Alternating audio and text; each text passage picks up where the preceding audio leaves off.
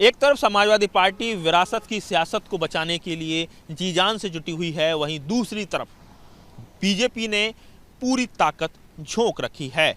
एक तरफ बीजेपी के तमाम जो वरिष्ठ नेता हैं, वरिष्ठ पदाधिकारी हैं, वो लगातार मैनपुरी लोकसभा क्षेत्र में लोगों से संवाद कर रहे हैं, संगठन स्तर पर तमाम रणनीतियां बना रहे हैं। वहीं दूसरी तरफ कहा जाए माइक्रो लेवल पर बीजेपी ने यहां चक्रव्यूह रच दिया है। सूत्रों की जानकारी के मुताबिक हर बूथ पर 21 लोगों की टीम बीजेपी ने गठित की है। इसके साथ ही हर विधानसभा में 5 मंडल हैं, वहां विस्तारकों को ड्यूटी पर लगा दिया गया है। शक्ति केंद्रों पर को एक्टिव कर दिया गया है, वहां भी 3-3 लोगों की मीटिंग ड्यूटी लगा दी गई है। तो कुल मिला के भारतीय जनता पार्टी एक बार फिर मजबूत संगठन के जरिए इस पूरे कहा जाए चुनाव को जीतना चाहती है। और वहीं दूसरी तरफ मजबूत संगठन, इसके साथ ही रामपुर और आजमगढ़ जैसे लोकसभा उपचुनाव में जिस तरह से बीजेपी ने समाजवादी किलों को छीन लिया है, उसके बाद ये कॉन्फिडेंस बीजेपी का हाई है।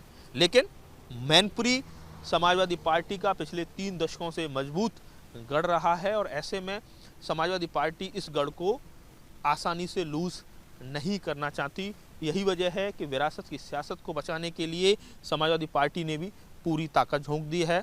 वहीं विपरीत परिस्थितियों में समाजवादी पार्टी को अपने इस मैनपुरी लोकसभा को बचाए रखना है। वहीं दूसरी तरफ बीजेपी के पास सत्ता का ये उपचुनाव है, एक तरह से सरकारी मशीनरी की मदद मिलेगी। तो वहीं दूसरी तरफ कहा जाए संगठन के स्तर पर भी बीजेपी पूरी तरह से जुटी हुई है।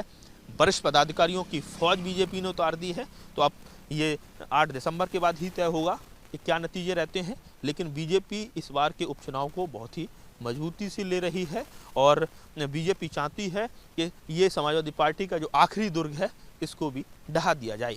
अभी हाल ही में हुए कई सारे उपचुनावों में भले ही अखिलेश यादव ने कमान अपने हाथों में नहीं ली और यही वजह है कि परिणाम पूरी तरह से विपरीत नजर आए। एक तरफ बीजेपी ने उन समाजवादी गढ़ों को छीन लिया जो लंबे समय से समाजवादी पार्टी के जहां से विधायक सांसद जीतते रहे हैं। वहीं दूसरी तरफ मैनपुरी लोकसभा उपचुनाव में जो स्थितियां हैं वो पूरी तरह से बदली हुई हैं। नेताजी के बाद ये चुनाव हो रहा है और ऐसे में अखिलेश यादव ने अपनी पत्नी को प्रत्याशी बनाकर कहीं ना कहीं एक मैसेज देने की कोशिश की है कि ये नेताजी की विरासत है और विरासत की सियासत समाजवादी पार्टी हर हाल में मैनपुरी लोकसभा सीट जीत कर करेगी।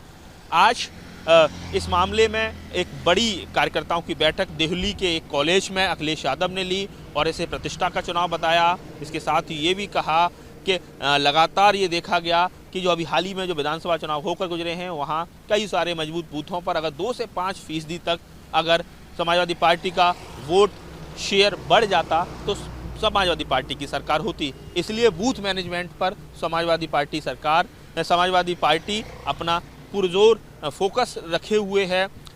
तमाम विधानसभाओं को लेकर अलग अलग नेताओं को बड़ी जिम्मेदारी दी गई है। रामगोपाल यादव के घर वॉर रूम बनाया गया है। इसके साथ ही तमाम बड़े नेता जैसे तेज प्रताप यादव, धर्मेंद्र यादव को अलग अलग विधानसभाओं की जिम्मेदारी दी गई है। सामाजिक समीकरणों को देखते हुए भी दूसरी जातियों के बड़े नेताओं को जिम्मेदारी दी गई है। ऐसे नेता जो मुलायम सिंह यादव के दौर में समाजवादी पार्टी में सक्रिय थे, लेकिन बदलते दौर में अखिलेश से जिनकी दूरियां हो गई थी, उनको भी मनाने की कोशिश की जा रही है।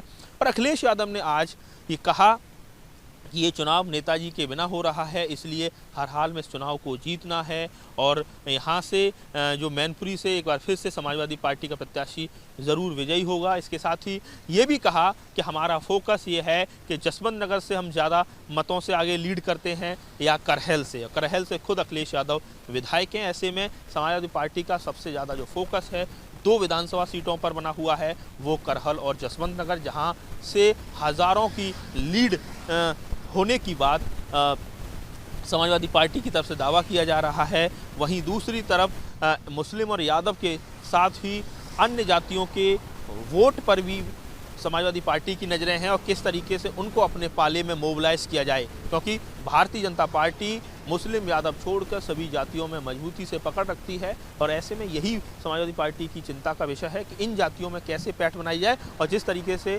मैनपुरी लोकसभा चुनाव नेताजी और तमाम समाजवादी पार्टी के बाकी जो सांसद रहे हैं वो जीतते रहे हैं, तो ऐसे में ये चुनाव भी वैसे ही जीता जाए। मैनपुरी से नेत्र उपाध्याय, एबीपी गंगा।